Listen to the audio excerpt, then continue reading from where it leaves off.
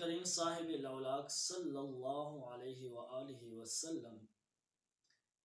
نه چې فرشتو کم سوالونه کړي هغه څلور سوالونه چې د هغې د 1000 سال نه هغوی په هغې کې بحث کوو هغه نه حل کېدل، نو په هغې کې مونږ 2 سوالونو تذکره په مخکې کلیپ کې کړې وه. اوس 3 نمبر سوال حضرت جبریل امین علیه السلام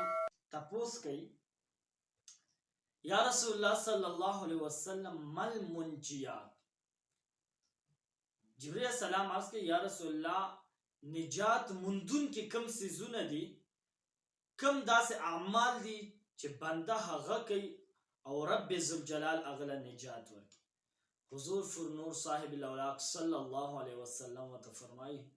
چې نجات مندون کې سیزونه چې دي دا 3 دي. اول نمبر خشیت الله فی السر والعلانیه، د الله جل جلاله نه یریدل په پټه باندې چې یعنی ته ځان لوي د الله نه هم ویره پکار ده، او کو د خلکو وړاندې وي نو هم د الله نه یره پکار ده. 2 نمبر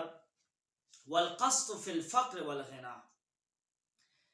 په غریبۍ او مالدارۍ کې، په فقر او په غنا کې، په دوانو حالتونو کې، په دوانو صورتونو کې میانه روي اختیارول، درمیانه لار اختیارول، د فضول خرچۍ نه ځان ساتل.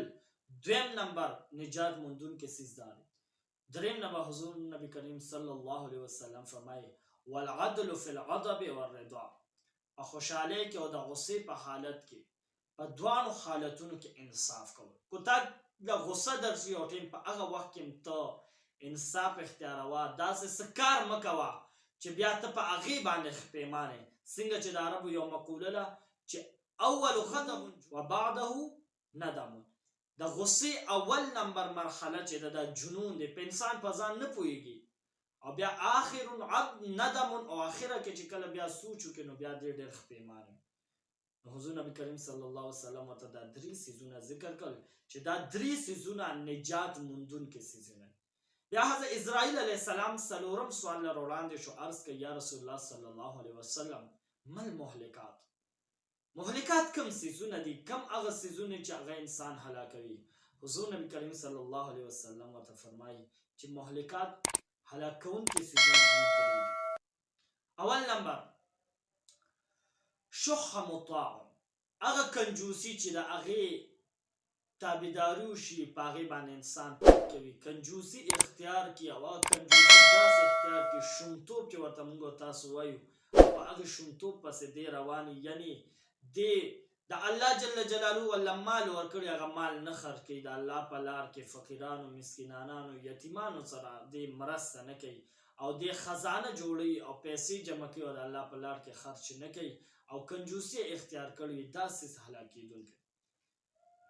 2 نمبر هون متبع، د خواهشاتو پیروي کول، د خپل نفس خبره منل، چې څه د زړه کې خواهش راشي د هغه خواهش پیروي کول، داسې هم هلاکونکی. او 3 نمبر حضور فرنور صاحب الاولاق صلی الله علیه وسلم عجاب المرء بنفسه، بنده د خپل ځان ښه ګڼل، یعنی تا د خپل ځان ښکاري چې زه ښه یم، د نورو نه نورو ته سپک ګورې، دا سیزم انسان هلک. محترمو حاضرینو، موږ تاسو دا 4 سوالونه چې فرشتو په 1000 سال نه په دې بحث کو، حضور نبی کریم صلی الله علیه وسلم ولله منټونو کې هغه خبره هم دا د حضور صلی الله علیه وسلم علم دی، د حضور السلام عظمت او شان دی. حضور نبی کریم صلی الله علیه وسلم الله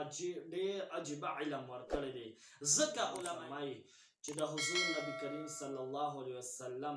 علم د نور مخلوقات او د کائنات سره داسې دی لکه سمندر، د حضور علیه السلام علم سمندر وي، او د نورو مخلوقاتو علم د انسانانو او د انبیا کرامو علم دا د یو ساس کې برابر. حضور نبی کریم صلی الله علیه وسلم الله ډېر زیات علم ورکړي.